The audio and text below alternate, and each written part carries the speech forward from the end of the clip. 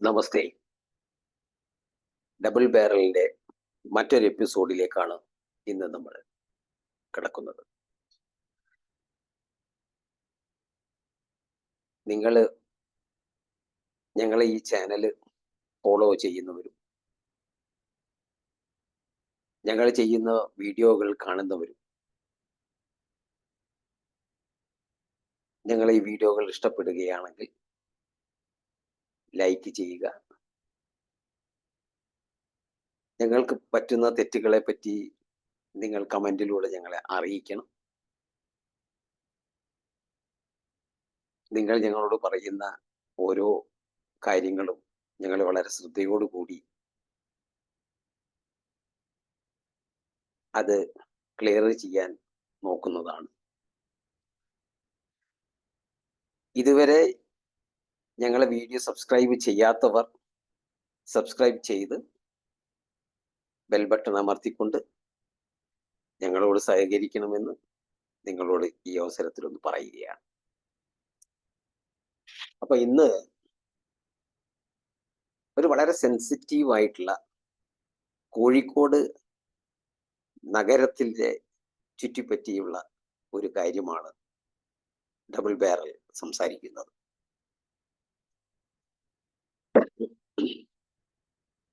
നമ്മൾ കോഴിക്കോട് കോർപ്പറേഷനിലെ കിഴക്കേ നടക്കാവ് പട്ടികജാതി കോളനി സ്ഥലം വഖഫ് ബോർഡിന് കൈമാറാനുള്ള ശ്രമം നടക്കുന്നു. എന്ത് വില കൊടുത്തും തടയുമെന്ന് ഹിന്ദു ഐക്യവേദി സംസ്ഥാന ജനറൽ സെക്രട്ടറി കെ ഷൈനു പറഞ്ഞു. ഇതാണ് ഇന്നത്തെ വിഷയം. അപ്പൊ CPM-ന്റെയും മുസ്ലിം ലീഗിന്റെയും CPM-ലെ കൗൺസിലർമാരായ മുസ്ലിം ലോബികളുടെയും ഒരു കൂട്ടായ്മയുടെ ഒരു പരിശ്രമമാണ് അവിടെ നടന്നുകൊണ്ടിരിക്കുന്നത്, ഇപ്പൊ സംഭവിച്ചുകൊണ്ടിരിക്കുന്നതാണ്. ഇതിനു മുമ്പ് നമ്മളെ ജൂബിലി ഹാളിന്റെ പേര് മാറ്റി മറ്റു ചില റോഡുകളുടെയൊക്കെ പേരുകൾ മാറ്റിക്കൊണ്ടിരുന്നു. അങ്ങനെ ഒരു മുസ്ലിം പ്രീണനമാണ് കോഴിക്കോട് നഗരത്തിൽ ഇപ്പൊ നടന്നുകൊണ്ടിരിക്കുന്നത്. അതിനെപ്പറ്റി നമുക്കറിഞ്ഞ കാര്യങ്ങൾ നമ്മൾ സംസാരിക്കാം എന്ന് വിചാരിക്കുന്നു.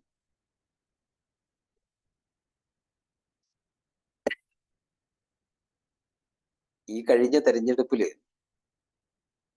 ഈ പ്രീണനം കൊണ്ട് ഏറ്റവും വലിയ തോൽവി ഏറ്റുവാങ്ങിയിട്ടുള്ളവരാണ് കമ്മ്യൂണിസ്റ്റ് മാർക്സിസ്റ്റ് പാർട്ടി. കേരളത്തിൽ നിന്ന് തുടച്ചു നീക്കപ്പെട്ടിരിക്കുന്നു. അതിന്റെ മെയിൻ കാരണം അവർ മുസ്ലിമുകൾക്ക് മാത്രമായുള്ള പ്രസ്ഥാനമായി മാറി അവരവരുടെ പ്രീണനം കണ്ടും മടുത്ത കമ്മ്യൂണിസ്റ്റ് പാർട്ടിയുടെ അടിയുറച്ച കേഡറുകൾ BJPക്ക് വോട്ട് ചെയ്തു. ഇന്ന് പല കണ്ടെത്തലുകൾ കഴിച്ചൊക്കെ കമ്മ്യൂണിസ്റ്റ് പാർട്ടിക്കാരിങ്ങനെ നടക്കുന്നുണ്ട്. പക്ഷെ അത് സംഭവിച്ചു. കോൺഗ്രസ്സുകാർ ഹുങ്കോടുകൂടി ഞങ്ങൾക്ക് ആ വോട്ടൊക്കെ കിട്ടി എന്ന് പറഞ്ഞ് നടക്കുന്നുണ്ട്. പക്ഷെ അവർക്ക് അവരുടെ ഒരു പ്രധാനമന്ത്രി ഉണ്ടാകും, നരേന്ദ്രമോദിയെ ഈ നാട്ടിൽ നിന്ന് ഇല്ലാതാക്കും, ഞങ്ങൾ ഈ നാട് ഭരിക്കും, നാളെ ഭരിക്കാൻ പോകുന്നത് ഞങ്ങളുടെ ഓമനപുത്രൻ രാഹുലാണെന്ന് പറഞ്ഞ് പറ്റിച്ച് വിശ്വസിപ്പിച്ചുകൊണ്ട് വോട്ട് വാങ്ങിക്കൊണ്ട് വിജയിച്ചു. കുറെ സീറ്റുകൾ വിജയിച്ചു. കുറെ അല്ല, 18 സീറ്റോളം അവർക്ക് വിജയിക്കാൻ പറ്റി. കമ്മ്യൂണിസ്റ്റ് പാർട്ടിയും BJPയും ഇന്ന് ഒരേ തുല്യരാണ്. BJP വളർന്ന് മുന്നോട്ട് പോയിക്കൊണ്ടിരിക്കും. അതിനുള്ള കാരണം ഈ പ്രീണനമാണ്. അപ്പം കോഴിക്കോട് എന്ന് പറഞ്ഞാൽ ഒരു നന്മ നിറഞ്ഞ നാടാണ്. ഞാൻ ജീവിച്ച സ്ഥലമാണ്. അവിടെ പ്രത്യേക ഒരു നന്മയും സ്നേഹവും ഒക്കെ ഉള്ള മലബാറിലെ ഏറ്റവും പ്രഗത്ഭമായ ആ സ്നേഹത്തിനും ബഹുമാനത്തിനും നമ്മളെ ഏതൊരു അതിഥിയെ സ്വീകരിക്കുന്ന കാര്യത്തിലൊക്കെ മുൻപന്തിയിൽ നിൽക്കുന്ന ഒരു നാടാണ് കോഴിക്കോട്. അവിടെ ഏത് വിശ്വാസികളായാലും ശരി വളരെ ഒത്തൊരുമയോടുകൂടി ജീവിച്ചിരുന്ന ഒരു കാലമുണ്ടായി. അതിനെയൊക്കെ ഇത്തരത്തിലുള്ള പ്രീണനം കൊണ്ട് ഇല്ലാതാക്കുകയാണ് ഇന്ന് നമ്മുടെ നാട്ടിൽ. അത് വളരെ ഒരു സങ്കടമുള്ള ഒരു കാര്യം തന്നെയാണ്.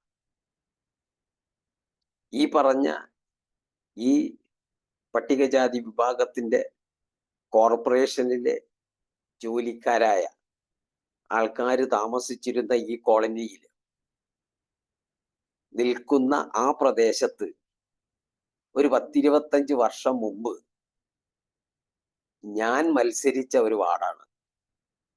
എനിക്കറിയാം ആ വാർഡിനെ പറ്റി.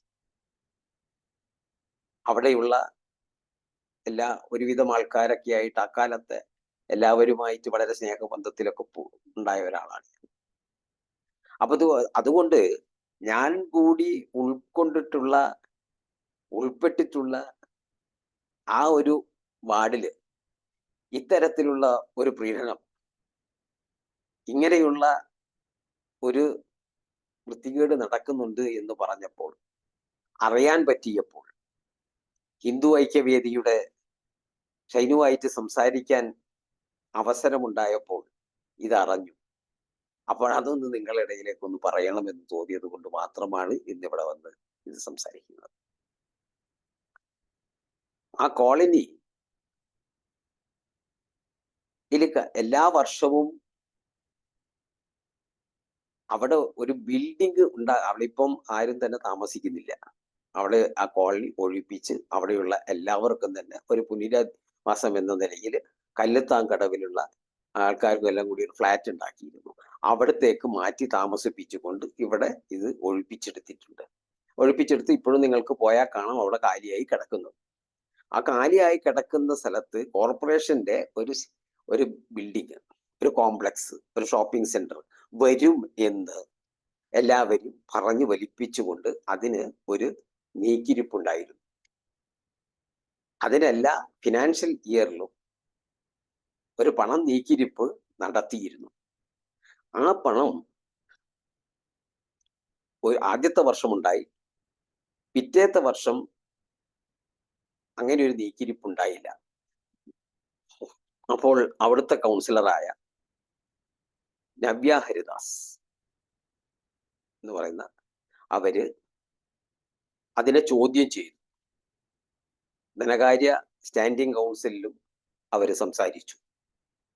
എന്തുകൊണ്ട് ഇത് ഈ പ്രാവശ്യം അവിടുത്തെ അങ്ങനെ ഒരു ബിൽഡിങ്ങിന് വേണ്ടിയുള്ള ഒരു കോംപ്ലക്സിന് വേണ്ടിയുള്ള ഒരു നീക്കിരിപ്പുണ്ടായില്ല എന്ന് ചോദിച്ചപ്പോൾ അതിനെ വളരെ ലാഘവത്തോടു കൂടി അവിടെയുള്ളവര് അത് ഇനി അടുത്ത പ്രാവശ്യം ഉണ്ടാകും എന്നൊക്കെ പറഞ്ഞ് അങ്ങനെ എന്തൊക്കെയോ പറഞ്ഞ് അങ്ങനെ ഒഴിഞ്ഞു.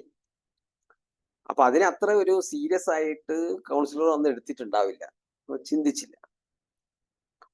രണ്ടാമത്തെ വർഷവും ഇതേ തരത്തിൽ തന്നെ സംഭവിച്ചപ്പോൾ രമ്യ ഹരിദാസിന് അവിടുത്തെ അതിന്റെ കളി ഏകദേശം ഒരു രൂപം വന്നു. അവർക്കൊരു സംശയം വന്നു. വീണ്ടും ഈ സ്റ്റാൻഡിംഗ് കൗൺസിലിനെയും കമ്മിറ്റിയെയും ഒക്കെ ഈ സംഗതി അറിയിച്ചു. അവളെ ചോദ്യം ചെയ്തു. അവരോട് സംസാരിക്കാൻ പോയ സമയത്ത് അവര് പറയുകയാണ്, അത് കോർപ്പറേഷന്റെ സ്ഥലമല്ല, അതിപ്പം ഒരു മുസ്ലിമിന്റെ സ്ഥലമായിരുന്നു. അയാൾ അന്ന് കോർപ്പറേഷന് സ്ഥലമില്ലാത്തത് കൊണ്ട് അങ്ങനെ ഒരു വീടുകൾ ഉണ്ടാക്കി ഈ സാധാ തൊഴിലാളികൾക്ക് കൊടുക്കുവാൻ വേണ്ടിയുള്ള ഒരു സാഹചര്യം ഉണ്ടാക്കിയതാണെന്നും ഇന്ന് അത് ഒഴിപ്പിച്ച് കാലിയാക്കിയ സമയത്ത് അത് വഖഫ് ബോർഡിലേക്ക് കൊടുത്തു എന്നാണ് പറയുന്നത്. കാലിയായി കിടക്കുകയാണ്. അപ്പൊ കാലിയായി കിടക്കുമ്പോൾ ഇതൊരു 50 60 വർഷം കോഴിക്കോട് മുനിസിപ്പാലിറ്റി ആയിരിക്കുന്ന കാലത്ത് ഉണ്ടായിരുന്ന ആ സ്ഥലം അവിടെ അതുണ്ടായിരുന്നു. അതിന്റെ പുറകു വശത്തായിട്ട് എല്ലാ ചണ്ടി എല്ലായിടത്തും കൊണ്ടുവരുന്ന വേസ്റ്റ് കാര്യങ്ങളൊക്കെ കൊണ്ടിടുന്ന സ്ഥലമായിരുന്നു. പിന്നെ പണ്ട് കാലത്ത് ഈ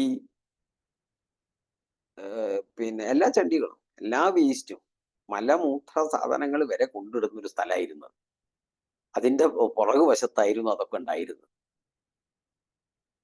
നിങ്ങൾക്ക് ആർക്കും അറിയോന്ന് എനിക്കറിയില്ല. പണ്ട് കാലത്ത് അങ്ങനെ ഒരു സാധനം ഉണ്ടായിരുന്നു. ഈ വീടുകളിൽ പോയിട്ട് മലവിസർജനം വരെ എടുത്തു കൊണ്ടുവരും. അത് കൊണ്ടുവെക്കുന്ന ഒരു സ്ഥലമായിരുന്നു. എന്നിട്ട് അവിടുന്ന് വലിയ ലോറിയിലേക്ക് കയറ്റിയിട്ടായിരുന്നു ഇത് കൊളത്തറയൊക്കെ അല്ലേ പിന്നെ ഞെളിയമ്പറമ്പിലേക്ക് കൊണ്ടുപോയിരുന്ന ഒരു കാലഘട്ടം ഉണ്ടായിരുന്നു. ഒരുപാട് വർഷങ്ങൾ മുമ്പുണ്ടായ കഥകളാണ്.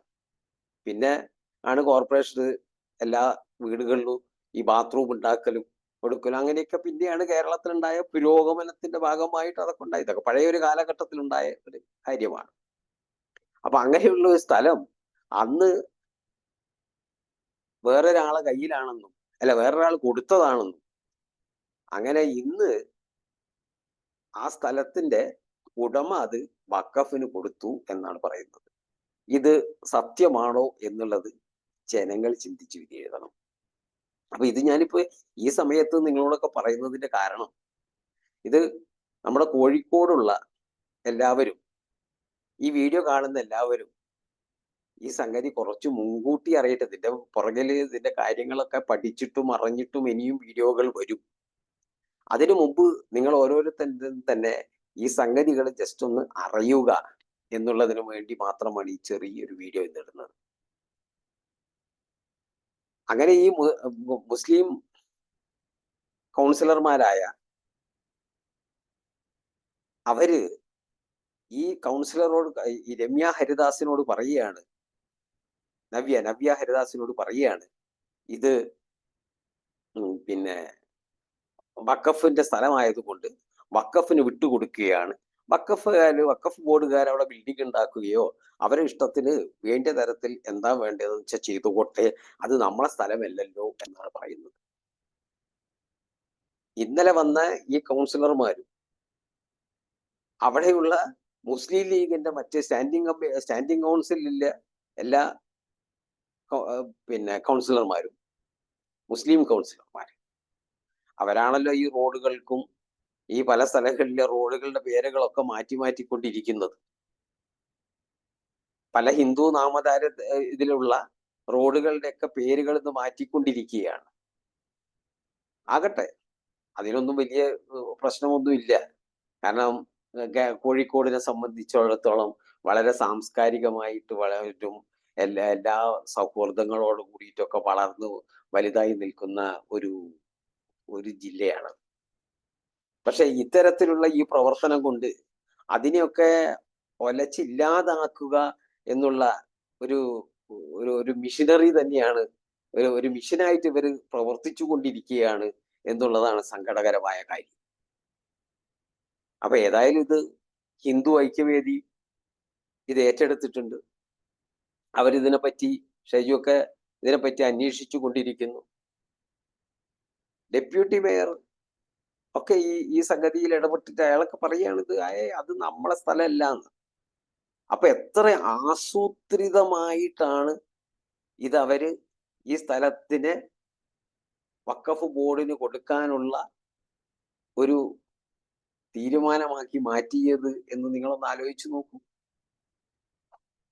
അപ്പൊ പല സ്ഥലങ്ങളിലും പല കോഴിക്കോടിന്റെ പല ഭാഗങ്ങളിലും ഇങ്ങനെ പലതും നടന്നിട്ടുണ്ട്. അതൊക്കെ നോക്കേണ്ട സമയമായി. എല്ലാം ചകഞ്ഞ് നോക്കേണ്ട സമയമാണിപ്പോ. കാരണം ഇതൊക്കെ എന്തിനു വേണ്ടി ചെയ്യുന്നു എന്നുള്ളത് കോഴിക്കോടുകാർ ചിന്തിക്കണം. തദ്ദേശ സ്വയംഭരണ സ്ഥാപനങ്ങളിലേക്കുള്ള തെരഞ്ഞെടുപ്പ് വരാൻ പോവുകയാണ് കേരളത്തിൽ. ഒരു വലിയ തെരഞ്ഞെടുപ്പാണ് വരാൻ പോകുന്നത്. അപ്പൊ അതിനുള്ള പീഡനം ഇപ്പോഴേ ഇഞ്ചക്ട് ചെയ്തുകൊണ്ടേയിരിക്കുകയാണ്. ഇപ്പോഴേ സന്തോഷിപ്പിക്കാനുള്ള പരിപാടികളും പ്രതിപക്ഷവും ഭരണപക്ഷവും ഒക്കെ ഏറ്റെടുത്തിരിക്കുകയാണ്. അപ്പം കോഴിക്കോട് സിറ്റിസൺസിന്റെ വാക്കുകൾക്ക് യാതൊരു വിലയുമില്ലേ, അവരുടെ അവകാശങ്ങൾക്ക് യാതൊരു വിലയുമില്ലേ എന്ന് തോന്നിപ്പോകും.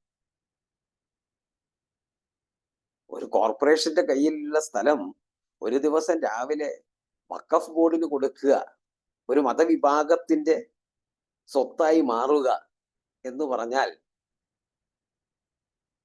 നമ്മുടെ നാടിന്റെ കിടപ്പ് എന്താണ് എന്ന് നമ്മൾ ഓരോരുത്തരും ചിന്തിച്ചു നോക്കണം. കമ്മ്യൂണിസ്റ്റ് പ്രസ്ഥാനമൊക്കെ മതങ്ങളില്ല, ഞങ്ങളിലില്ല മതം, ഞങ്ങളിലില്ല എന്താണ് ഹൈന്ദവ അല്ല, മുസ്ലിം രക്തമല്ല, ഹൈന്ദവ രക്തമല്ല എന്നൊക്കെ പാടി നടന്ന പാർട്ടിക്കാരാണ്. അവരൊക്കെ ആ കാലത്ത് തന്നെ തുടങ്ങിയിട്ടുണ്ട്. കാരണം ഞാൻ തെരഞ്ഞെടുപ്പിനൊക്കെ നിന്ന സമയത്ത് തന്നെ ഈ വോട്ടിനെ സ്പ്ലിറ്റ് ആക്കാൻ വേണ്ടി ഓരോ വീടുകളിലൊക്കെ പോയിട്ട് പറയും, അതും ഇന്നാളെ മകനാണ്. അതായത് എന്നെ പറ്റി പറയുന്ന ഇന്നാളെ മകനാണ്. കാരണം ആ വീട്ടിലില്ല ആളുടെ ജാതി എന്താണെന്ന് നോക്കി അയാളോട് പറയുകയാണ്, ഇവൻ ഇന്ന ജാതിയിൽപ്പെട്ട ആളാണ്, അയാളെ അറിയില്ല നിങ്ങൾ എന്ന് പറഞ്ഞിട്ട് അവിടെ ഒരു സ്പ്ലിറ്റ് ഉണ്ടാക്കുകയാണ്. അതൊക്കെ നമ്മളൊക്കെ ആയിട്ട് പരിചയമുള്ള വീട്ടുകാർ പിന്നെ നമുക്ക് പറഞ്ഞു തരികയാണ്. കമ്മ്യൂണിസ്റ്റ് പ്രസ്ഥാനം ചെയ്ത കാര്യങ്ങളാണ്. അന്ന് കുമാരട്ടിയേട്ടൻ എന്ന് പറഞ്ഞ ഒരാളുണ്ടായിരുന്നു, കോൺഗ്രസ് പ്രസ്ഥാനത്തിന് വേണ്ടിയിട്ട് മത്സരിച്ചത്. അയാള് ഓരോ വീടുകളിലും എവിടെ ഒരു മരണം ഉണ്ടായാലും ആ മരിച്ച ആ ശരീരത്തിനെ കുളിപ്പിച്ചു പോറ്റുന്നതിന്റെ ഒരു എല്ലാം ഏറ്റെടുക്കുന്ന ഒരു പാവം മനുഷ്യനായി. അയാൾക്ക് വലിയൊരു ആഗ്രഹമായിരുന്നു അവിടുത്തെ ഒരു കൗൺസിലർ ആകണം. പക്ഷെ അന്ന് BJP-കാരനായ ഞാൻ മത്സരിച്ചത് കൊണ്ട്, ഞാൻ കുറച്ച് വോട്ട് ആദ്യമായി പിടിച്ചതും കൊണ്ടും പിന്നെ കോൺഗ്രസിനന്ന് തോൽക്കേണ്ടി വന്നു. അയാള് വോട്ടെണ്ണി കഴിഞ്ഞപ്പോൾ ബോധം കെട്ട് വീഴുകയും ചെയ്തിരുന്നു. അങ്ങനെ ഒരു തമാശയൊക്കെ ഉണ്ടായിരുന്നു. അങ്ങനെ ഡെപ്യൂട്ടി മേയറായിട്ട് അന്ന് നമ്മളെ എതിർ സ്ഥാനാർത്ഥിയായിരുന്ന കിഷൻ ചന്ദാണ് ജയിച്ചിരുന്നത്. പക്ഷെ ആ കാലത്ത് ഇങ്ങനെയൊക്കെ ഉണ്ടെങ്കിലും എല്ലാ പ്രസ്ഥാനത്തിന്റെ ആൾക്കാരൊക്കെ കുറച്ചുകൂടി ഒരു സ്നേഹമൊക്കെ ഉണ്ടായി. ആ യുദ്ധം വെറും തെരഞ്ഞെടുപ്പിന്റെ ആ സമയത്ത് മാത്രമായിരുന്നു ഉണ്ടായിരുന്നത്. ഇന്നത്തെ ഈ കാലത്തുണ്ടാകുന്നത് അങ്ങനെയല്ല. വളരെ ഒരു വൃത്തികെട്ട മനസ്സാണ് ഇന്നത്തെ ആ ഒരു സമൂഹത്തിനൊക്കെ ഉള്ളത് എന്നാണ് എനിക്ക് തോന്നുന്നത്, കമ്മ്യൂണിസ്റ്റുകാർക്കും കോൺഗ്രസ്സുകാർക്കും ഒക്കെ. കാരണം എലക്ഷൻ എങ്ങനെയാണ്, കാരണം ഈ തട്ടിപ്പ് നടത്തി ജീവിച്ചു മുന്നോട്ട് പോകാൻ സാധിക്കാത്ത ഒരു സ്ഥിതിവിശേഷത്തിൽ എത്തി നിൽക്കുകയാണല്ലോ. അപ്പൊ അതുകൊണ്ട് ഈ സാധനം കയ്യിൽ നിന്ന് വിട്ടുപോയി കഴിഞ്ഞാൽ ഈ തട്ടിപ്പുകളൊക്കെ എങ്ങനെ നടത്താൻ സാധിക്കില്ല.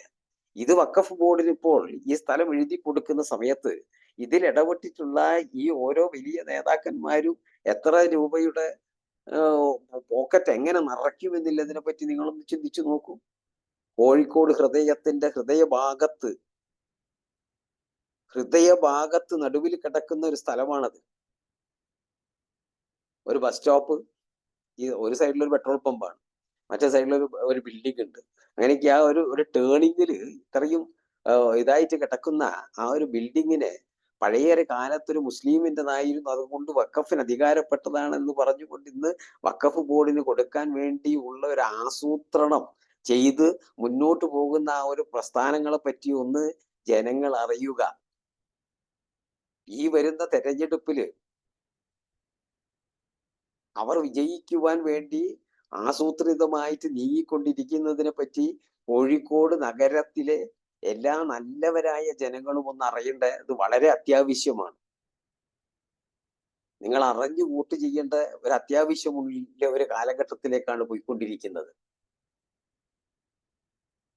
നാടിന്റെ സ്ഥലം പാർട്ടിക്കാർ പാർട്ടിയുടെ പൈസ എടുത്ത് വേണമെങ്കിൽ മുസ്ലിം പ്രീണനോ ക്രിസ്ത്യൻ പ്രീണനോ എന്ത് വേണം നടത്തിക്കോട്ടെ, അതൊന്നൊരു വിഷയമിന്റെ കാര്യമല്ല. ആർക്ക് വേണമെങ്കിൽ എന്ത് വേണമെങ്കിൽ കൊടുത്തോട്ടെ. സ്വന്തം പണം എടുത്ത് കൊടുക്കുക, പാർട്ടിയുടെ പിരിവോ കാര്യം എടുത്ത് ആർക്ക് വേണമെങ്കിലും കൊടുക്കുക. അല്ലെ നിങ്ങളെ സ്ഥലം ഉണ്ടെങ്കിൽ CH കണാര സ്മാരക മന്ദിരം ഉണ്ടെങ്കിൽ വേണമെങ്കിൽ എഴുതി കൊടുക്കട്ടെ. അതിനൊന്നും ചോദിക്കാനോ പറയാനോ വേറെ ആർക്കും അധികാരമില്ല, ആരും ചോദിക്കുന്നുമില്ല. പക്ഷേ നാടിന്റെ സ്ഥലം,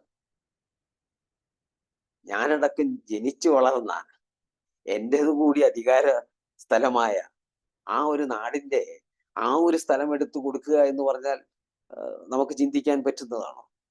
അതുകൊണ്ട് കോഴിക്കോട് നഗരത്തിലെ ഓരോ നല്ലവരായ നാട്ടുകാരും ഈ പ്രശ്നത്തിനെ പറ്റി ഒന്ന് ആരാഞ്ഞ് അതിൻ്റെ സത്യാവസ്ഥകളെ പറ്റി അറിഞ്ഞ് കാര്യങ്ങൾ കിടക്കുന്നത് വളരെ മോശമായ ഒരു രീതിയിലാണെങ്കിൽ അതിനെതിരെ പൊരുതണം. നമ്മുടെ നാടിൻ്റെ സ്ഥലം അങ്ങനെ ഒരു മതത്തിനോ ആർക്കെങ്കിലും കൊടുക്കുവാനോ ഉള്ളതല്ല. അത് എല്ലാവരുടേതാണ്. നമ്മുടെ കോഴിക്കോടിൻ്റെ മേന്മ നമ്മൾ എന്നും കാത്തു സൂക്ഷിക്കണം. ഈ അവസരത്തിൽ